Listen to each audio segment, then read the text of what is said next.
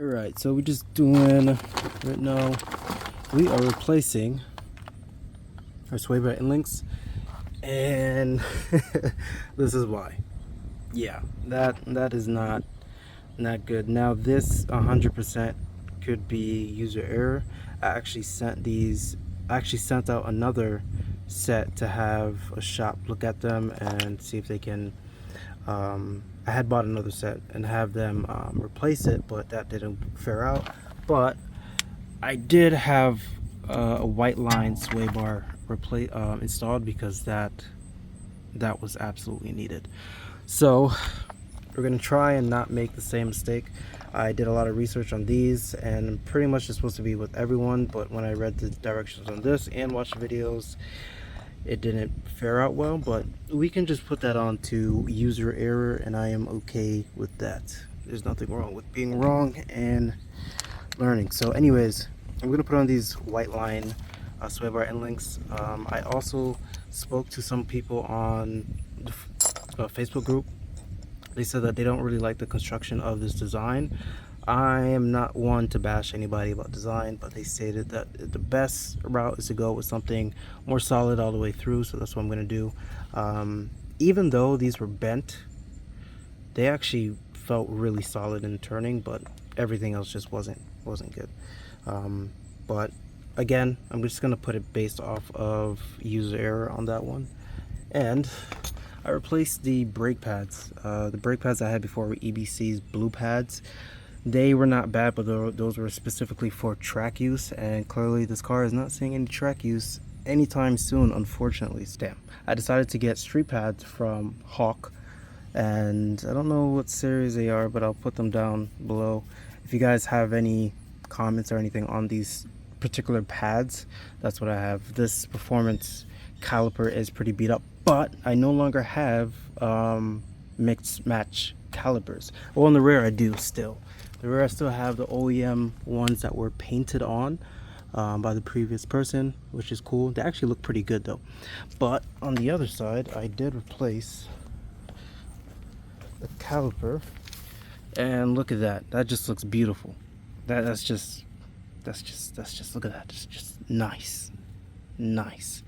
Another thing, as you guys can see, I do have Fortunato suspension. These are the 500s that I have right now. Right now I'm in contact with them because the rear is bouncing like crazy. It is wild, if I'm being honest. And there's a lot going on in the rear right now, body wise, that I found that's not really the best. So we'll talk about that at another time frame. But I mean, look how beefy these wheels are. Oh my gosh. But anyways, we're gonna take these off. Look how bent that is.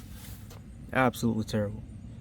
Absolutely terrible. But the sway bar looks real nice.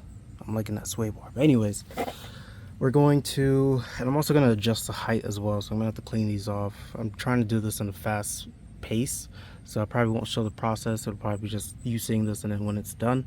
And then yeah, but anyways, what I read and what I saw in certain videos were place the sway bar end link in first up top, leave the one on the bottom down.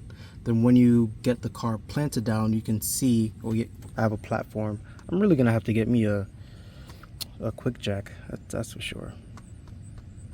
Yeah, but anyways, keep this attached up here. You don't have to tighten it all the way. On the bottom, pretty much keep it detached, and then what you want to do is make sure that it's loose at the bottom here.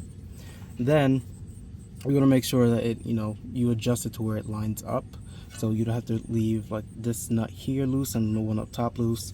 And then when you adjust it, I believe it needs to be free to spin and easy to go straight in. So that's what I'm gonna do with the other ones, and hopefully they work. It's not going to be a full process on how to do it because I am still learning on this one. Other things, yeah, but this one I'm actually learning.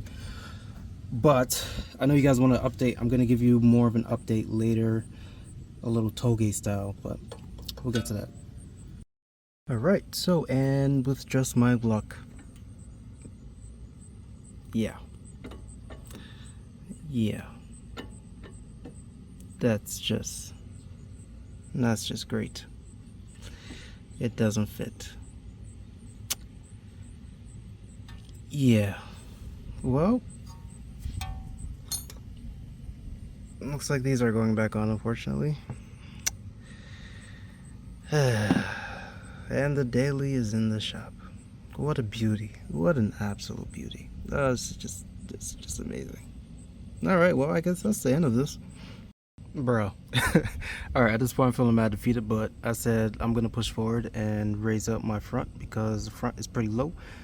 I raised the rear up a bit, but that's, again, we'll talk about that at another time frame. That's a little too depressing to talk about right now, because that's gonna be a little, yeah, that's gonna cost a little bit. But anyways, I'm gonna raise this up a little bit. I'm gonna raise the other side up. I'm gonna kind of just kind of measure the distance here, and then the distance between here and the bottom outside diameter of here, and then we'll see. Alright, I'm just gonna, yeah, I'm feeling defeated. I'm not gonna hold you, but the bros said to keep pushing, keep making videos, so that's what I'm gonna try and do. I'm gonna do my best. So I realized on the driver's side it's about 3.5, and this is literally nowhere close to that. So let's see.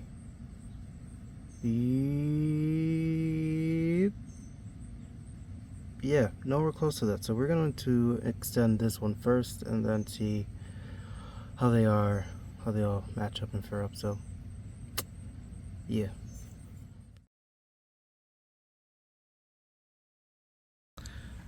Yeah. I was signing out before, I'm definitely signing out now.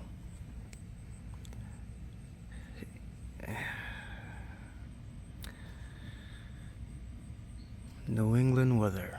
Yep. How about that?